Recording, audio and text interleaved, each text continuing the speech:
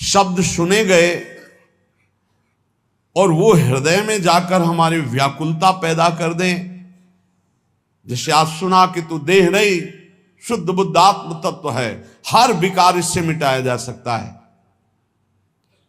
पर वो टिके कैसे? वो शब्द हमारे अंदर जाकर के टिके कैसे? तो कह रहे ये चार बातें जिनमें हैं, तो परमार्थ के शब्द अंदर गूंजने लगते हैं और उसका परिवर्तन कर देते हैं। सबसे पहले संत कृपा होती है, तभी वो शब्द हमको सुनने को मिलते हैं। कभी कभी ऐसा होता है कि पूर्ण भ्रष्ट आदमी के कान में भी जो भगवान के भजन में मगन संत जन है, उनकी जब बातें पड़ती तो जबरदस्ती उनका परिवर्तन कर देती है। उनका पावर जो भजन का है, कृपा का है गुरुजनों के, वो शब्द के साथ जाता है और जीव का परिवर्तन कर देता है। पर उससे आगे बढ़ने के लिए, जैसे देखा गया 4-6 महीने तो ठीक चला, हम फिर फिसल गए। वो उनके वचन का पावर आपको बिल्कुल नार की स्थिति से ऊपर उठाया था। अब आपको संभल के चलना पड़ेगा। ऐसा नहीं कि जीवन भर बस वो काम कर जाएगा, नहीं, एक बार आपको निकाल के अब फिर दलदल में गिरोगे जाके तो मरो।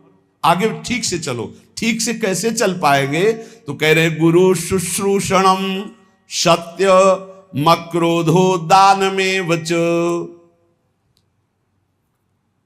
शिष्टाचार की यहां व्याख्या नहीं कर रहे गुरु शुश्रूषण, यहां कह रहे गुरुदेव को समर्पित होकर उनकी सेवा के द्वारा जो हमारे अंदर गंभीरता आती है, सहनशीलता आती है, भागवतिक सद्गुण आते हैं, वही हमको इस मलिन माया के आकर्षण से बचाते हैं। जब हम गुरु सेवा में, तो फिर ये प्रश्न आ जाता है कि क्या सबको कहाँ इतना टाइम है और गुरु को इतना टाइम कहाँ है कि सबकी सेवा ले? तो गुरु सेवा आज्ञा होती है, आज्ञा। ये जो सत्संग हो रहा है, ये जो एकांतिक हो रहा है, ये जो आपको उपदेश मिल रहे हैं, इनका पालन करना ही गुरु सेवा है। हाँ, प्रगट में अवसर मिल जाए किसी को कि कोई संत हैं, वो बीमार हैं, या वस्त्र धो देना है, औषधि दे देना है, भोजन दे देना है, ये बाह्य शरीर की सेवा है। आंतरिक गुरु सेवा है उनकी आज्ञा का, और ये सब कोई कर सकता है, आज्ञा पालन। कह रहे गुरु शुश्रूषणम, गुरु सेवा। इसीलिए शुद्ध ज्ञान प्रकाशित नहीं हो पाता, क्योंकि आज स्वयं सब गुरु बन जाते हैं। गुरु के अधीनता, गुरु सेवा, ये बहुत बहुत दुर्लभ बात है। धन्य है वो जो अपने गुरुजनों की आज्ञा में चलते हैं। नहीं, यहां सब प्रारंभ से ही मान के भोक्ता बन जाते हैं। प्रारंभ से ही गुरुगिरी हृदय में आ जाती कि मैं वो बिगड़ गया। जब जीवन भर गुरुदेव की आज्ञा में रहा जाता है, तो उसके हृदय में गुरु तत्व स्वयं प्रकाशित हो जाता है। जब गुरु तत्व प्रकाशित हो जाता है, तो जानत तुम्हें हो जाए, उसमें फिर ब्रह्मविद ब्रह्मवि भवति, उसमें कोई फिर फर्क नहीं पड़ेगा। पहले महापुरुषों की सेवा में जीवन समर्पित किया जाता है। वेद का सार भाव है सत्य, और वो सत्य जागृत होता है गुरु सेवा परायण में।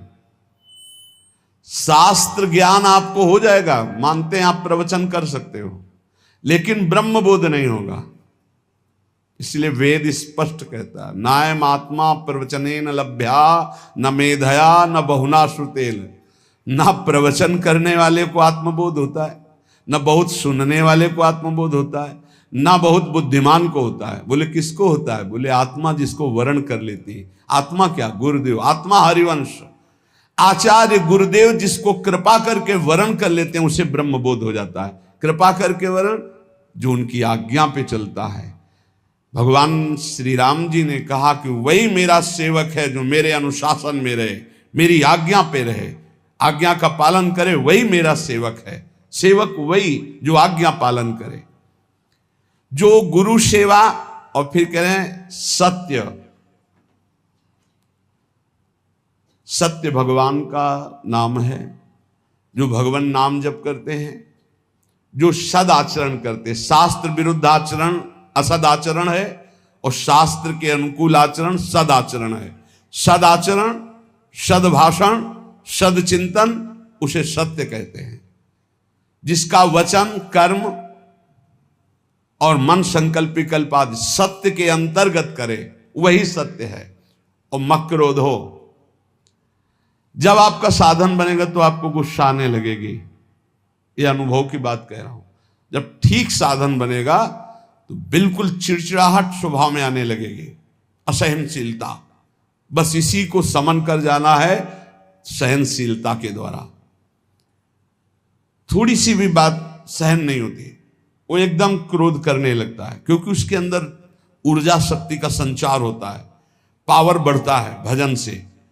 और पावर बढ़ता है तो फिर नम्रता के द्वारा, सहनशीलता के द्वारा, तितिक्षा के द्वारा, क्षमा के द्वारा इस पावर को बचाया जाता है, पचाया जाता है, नहीं तो बहुत जल्दी छीन हो जाता है। आप देख लेना, सही भजन चल रहा है, ठीक आचरण है आपके, तो पहला दोष पैदा होगा ये असहनशीलता। अगर बात करें तो एक चिड़चिड़ाहट सी होगी, एक अच्छा नहीं लगेगा। जरा सा कोई गलती कर दे तो एकदम कड़वा स्वभाव, इसको शासन में ले। ये होता है, खुद अनुभव की बात कह रहा हूं, होता है। इसलिए कहा कि गुरुजनों की सेवा, सत्य आचरण, सत्य भाषण, सत्य विचार, और फिर कहा मक्रोध हो, अक्रोध, क्रोध ना करना। क्रोध के बहुत से आपके सामने उपाय भेजे जाएंगे जिससे आपको गुस्सा आ जाए, पर आप गुस्सा न कीजिएगा, नहीं तो आपका जो भागवतिक पावर बना है वो क्षय हो जाएगा।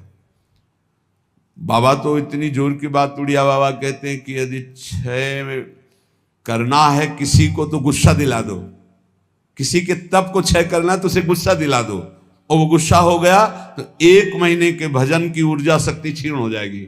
भजन तो नष्ट नहीं होता, लेकिन उससे जो अनुभूति होनी चाहिए वो नहीं होगी।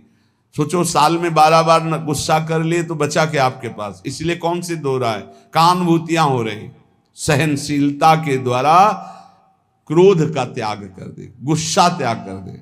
बहुत जल्दी गुस्सा आती, और गुस्सा आते ही मन में प्रतिकूल चिंतन होने लगता है। भजन है और प्रतिकूल चिंतन हुआ, कहीं हो गया तो तुम्हारा भजन रुक जाएगा, तुम्हारा भजन का प्रभाव क्षीण हो जाएगा, आगे भजन की उन्नति नहीं होगी। इसलिए बहुत संभल के किसी से गुस्सा मत करो। और आएगा गुस्सा, माया ऐसे संयोग भेजेगी कि गुस्सा आ जाए, पक्का सहन कर जाओ। बहुत कठिन है सहन करना। अच्छा, आप जा रहे हो, कोई थूक दे आपके ऊपर, अरे 1 बार थूक दे, 2 बार थूक दे, 100 बार थूका एक नाथ जी के ऊपर। वो गंगा स्नान करके, गोदावरी जी का या गोमती जो भी वहां हो, महाराष्ट्र में कौन है, गोदावरी गंगा, तो वहां स्नान करके और बार बार ऊपर से गली में थूक देता। 100 बार थूका, नीचे उतर कर आया, साष्टांग दंडवत हुआ, गलती हुई, 100 बार थूका। बोले भैया तेरे जैसा कृपालु कौन होगा, 1 दिन में 100 बार स्नान करवा दिया, वैसे 1 दिन में 1 बार होता, लेकिन 100 बार तेरी कृपा से। बिल्कुल गुस्सा नहीं आया। कुछ लोगों ने तो पैसा दे के एक आदमी को लगाया, एक पंडित जी थे, उनसे कहा कि अगर आप एक नाथ जी को गुस्सा दिला दें तो इतनी आपको मुद्रा दे देंगे। घर गए तो अतिथि आए, उन्होंने सम्मान किया। जब उनकी पत्नी परोसने लगी तो पीठ में चढ़ गए, कुछ तो गुस्सा आएगा इनको। तो उनका बहुत संभाल के देखो, पीठ से गिरने ना पावे, इनको कोई कष्ट ना होने पावे, संभाल के। पत्नी का हम पहले से सावधान है, आप चिंता मत करो।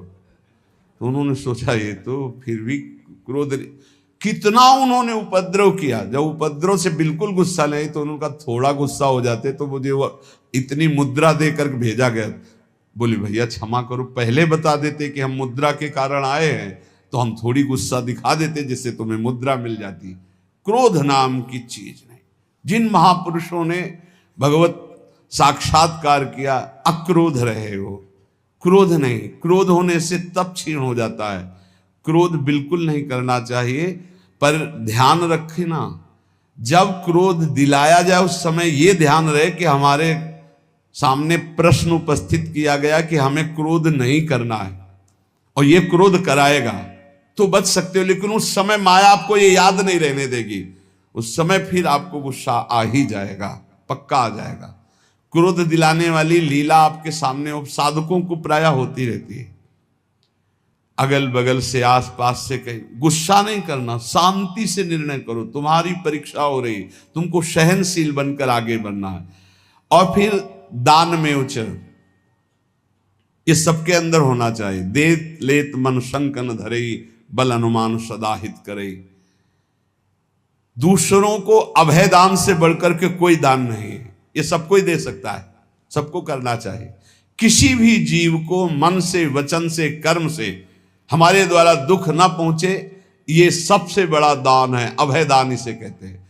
और इस अभय दान को पूर्ण निर्भयता में बदलने के लिए नाम दान है, इससे बढ़कर और कोई दान नहीं। नाम दान, किसी को भी नाम सुनाना। राधा राधा जब हम जोर जोर से बोलते जय जय श्री राधे श्याम, तो सबके कानों में नाम पड़ता है और उस नाम का हमें पुण्य मिलता है, हमारा भजन आगे बढ़ता है। इसलिए जोर जोर से नाम कीर्तन हो रहा है, जहां से आप गुजर रहे हो वहां। और जब कभी कहीं भी बैठे हो, बातचीत हो, तो बीच बीच में अभ्यास बना लो।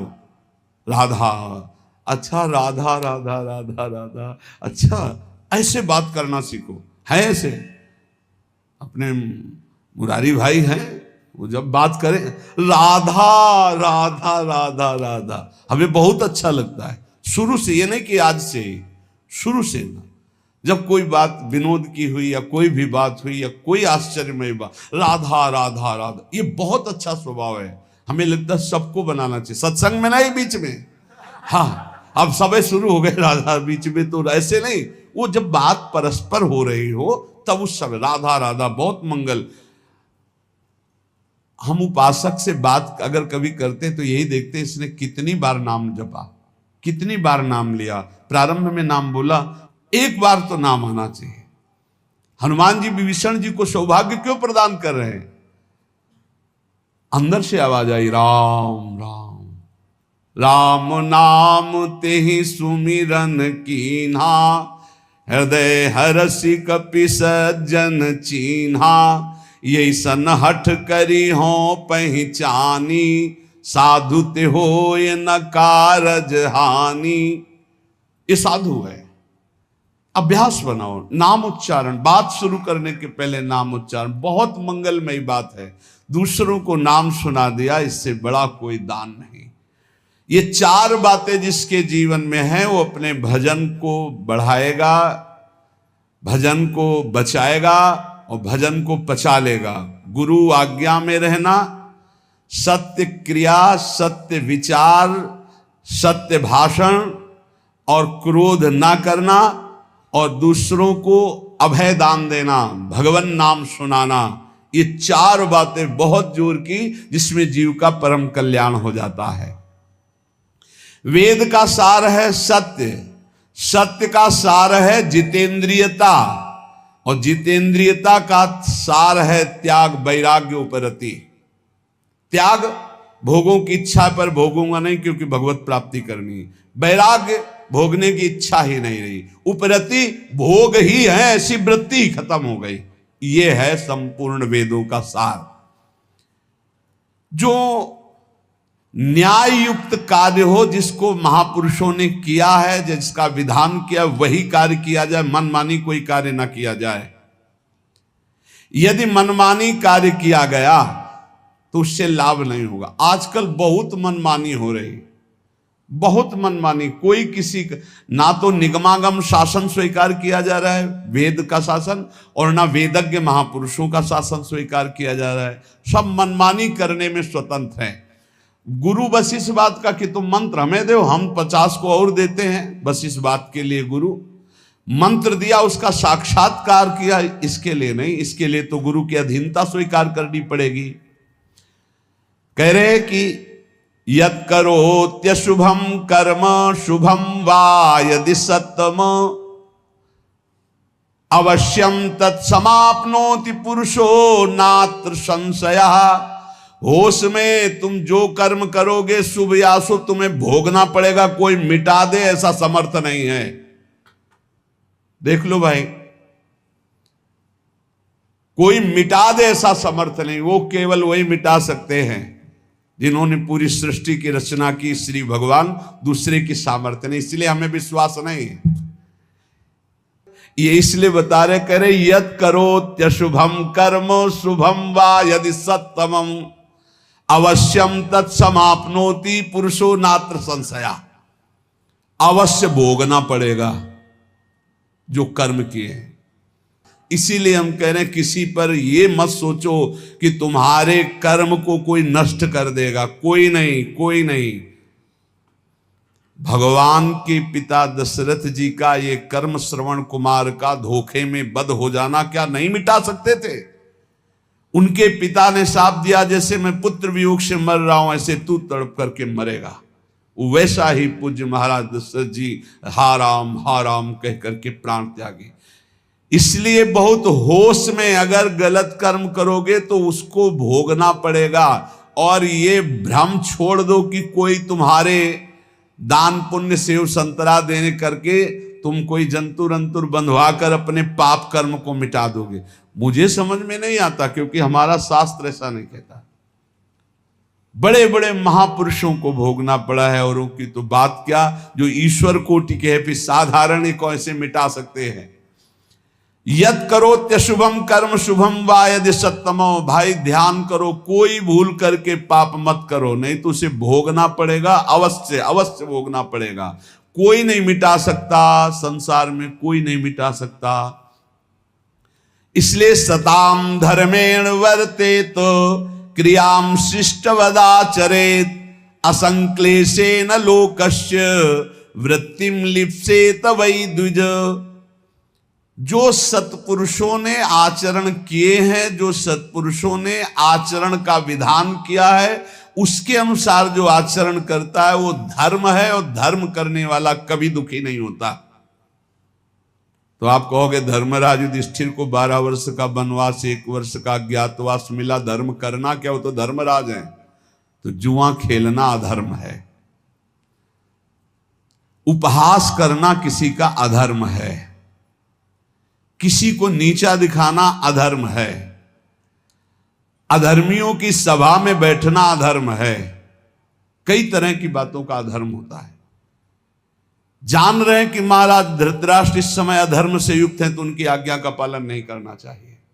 जान रहे हैं कि छल कपट अधर्मी शकुनी है,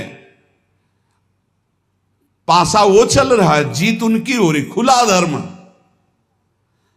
खुला अधर्म का खेल हो रहा, कैसे स्वीकार कर लिया। और द्वित कीड़ा धर्म है, मदिरा पीना, व्यभिचार करना, मांस खाना, द्वित कीड़ा करना, ये सब एक लाइन में रखा गया है। इसीलिए महाराज को 12 वर्ष का वनवास, 1 वर्ष का अज्ञातवास भोगना पड़ा। सत्पुरुषों द्वारा पालित धर्म के अनुसार बर्ताव करे। जो संत पुरुष आचरण करने का विधान करते हैं, शास्त्र विधान करता है, वैसे ही कभी दुख नहीं मिलेगा। ध्यान रखना, अधर्म करने पर ही दुख का परिणाम भोगना पड़ता है। ये जो हमारे नाना प्रकार के शारीरिक मानसिक क्लेश हैं, ये हमारे पाप कर्म का परिणाम है। भली भांति कोई भी कर्म करने के पहले विचार करो, तो अंदर से सबके भगवान सदगुरु रूप में बैठकर उत्तर देते हैं कि तुम गलत करने जा रहे हो, मत करना। दूसरे लोगों के किए हुए कर्म को देखकर मत करो। बहुत लोग ऐसा करते हैं। अब तो सब नरक जाएंगे, तुम भी जाओगे क्या? तुम सत्संगी हो, तुम्हारा विवेक जागृत होना चाहिए। सब अगर 1000 लोग हैं, 1000 गलत कर रहे हैं, तो एक सही चलो, चलो तुम अपने मार्ग पे, 1000 का अनुसरण नहीं करना। जीवन निर्वाह के लिए ऐसी वृत्ति अपनाओ जो धर्म पूर्वक हो, तो तुम सुखी रहोगे, तुम्हारा परिवार सुखी रहेगा। सब तरह से सावधान रहो कि तुम्हारे घर में अधर्म का 1 रुपया ना आने पावे। सावधान रहो। जैसे कुछ लोगों की मान्यता है कि संत जन अधर्म पचा सकते हैं। भीष्म पितामह जैसा महात्मा कोई होगा, 12 वैष्णवाचार्यों में है भीष्म जी, और अखंड बाल ब्रह्मचारी, और अखंड चिंतन करने वाले भगवान का। और दुर्योधन का अन्न खाया, उन्होंने स्वीकार किया, बताया द्रौपदी को कि उस समय मेरी बुद्धि निर्णय करने में असमर्थ थी क्योंकि मैं दुर्योधन का अन्न खाया था। अगर अधर्म का रुपया चला जाए तो महात्मा की भी बुद्धि को कमजोर कर दे, भ्रष्ट कर दे, फिर गृहस्थों की बात क्या। अधर्म के धन से बचना चाहिए। अधर्म का अन्न जो है वो बहुत हानिकारक है, इसलिए गृहस्थी में ये लोग सोचते रुपया आना चाहिए, चाहे जैसे आवे। फिर जो रुपया आया 1 लाख, और फिर घर में जो 10 लाख निकालने का वो बनाएगा हिसाब किताब। अमुक को ये रोग हो गया, अमुक जगह ये नष्ट हो गया, अमुक ये हानि हो गई। इसलिए हमारा शास्त्र कहता है सर्वोपायस्तु लोभस्य, सब उपाय करो कि लोभ से कोई अधर्म का धन ना आ जाए तुम्हारे घर में, सावधान रहना। कितने पवित्र होते हैं पुराने लोगों के विचार। हमने देखा है एक बार 100 रुपया का अन्न बिका और 110 रुपया आ गए। अब सोचो 100 रुपया का अन्न और 10 रुपये आ गए तो काफी लाभ की बात है। लेकिन जब वहां गिना गया घर में और 110 आया तो जो घर के मालिक थे उन्होंने कहा बिल्कुल इसी क्षण जाओ और ये पूरा रुपया उनको दिखाओ कि इसमें 10 का एक नोट ज्यादा था, ये 100 देखो है, आपने रुपये दिए, हमारा 100 का अन्न बिका, 10 वापस करके आओ। 10 वापस करके जब आए तब धर्मात्मा पुरुष के घर में ही भगवत भजन सुख शांति किस तरह की, भले अर्थ की अव्यवस्था हो लेकिन धर्म की व्यवस्था एक अद्भुत शांति, एक अद्भुत सुख प्रदान करती। नमक रोटी खाओगे चैन से सोओगे। अगर अधर्म का भाव होता तो बोले अब हम तो बेचा है भाई, 110 आ गए, वो तो चलो 10 ज्यादा ही आ गए, वो निकलेगा कहीं ना कहीं से, किसी को परेशान करेगा। इसलिए कहा तुरंत हटाओ इसको। ये बात सत्संग में बैठा लीजिए, गृहस्थी में जो आप जन है या जो भगवत मार्ग में भी है, अधर्म का धन किसी को भी चैन शांति नहीं लेने देगा, तत्कालिक लगेगा। इतना आ गया यार सब ठीक है, सब ठीक नहीं, अब आतंक मचाएगा वो, अब दुख देगा। इसलिए उपाय करना चाहिए अपनी इंद्रियों को पावन करने वाले तप का। उपाय करना चाहिए किसी भी तरह से हमारे घर में अधर्म का धन ना आवे, इसका उपाय करना चाहिए। भवसागर समुद्र से इससे पार होने का, भगवत प्राप्ति का, क्रूरता का जो अभाव, परम धर्म का आचरण, उत्तम व्रत महापुरुषों द्वारा आचरित और सर्वोत्तम ज्ञान इस समस्त पापों का नाश कर देता। सर्वोत्तम ज्ञान